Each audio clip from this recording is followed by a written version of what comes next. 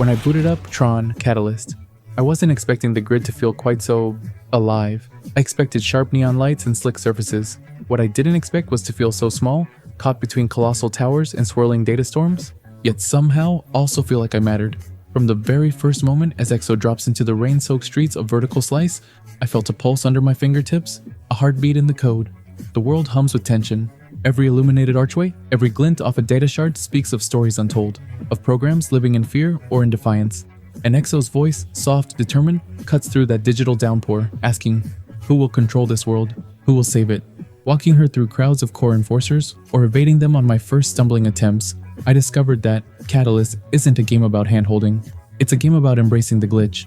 EXO's power to loop time is woven into the very fabric of the city. When I died, it wasn't frustration that greeted me. It was opportunity. Rewind, retry, reimagine.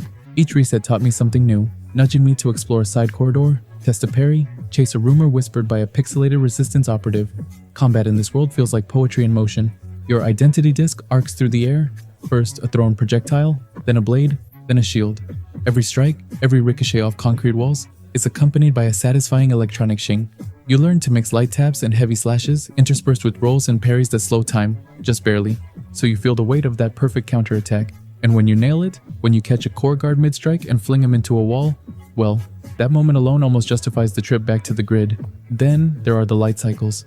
They roar under your command, like a beast you've tamed for one glorious purpose, chaos. You weave between neon pylons, drawing glowing walls in your wake, chase a rival, outmaneuver them, then slam on the brakes, sending them spiraling into oblivion. What surprised me most was how the story and world building never felt like filler. Bithell Games didn't just graft Tron Veneer onto an action template, they built a living, breathing art grid. I found myself pausing between missions to eavesdrop on NPCs, piecing together rumors of server-wide calamity. It wasn't mandatory, but it was irresistibly tempting. Voiceovers are sparse but perfectly timed. EXO's confidants crack jokes to lighten the mood, while her enemies unleash chilling monologues about order, about power. That contrast, moments of levity draped over a landscape inching toward ruin, felt human. It grounded the game in real stakes. Friendship, sacrifice, choice. Of course, it isn't flawless.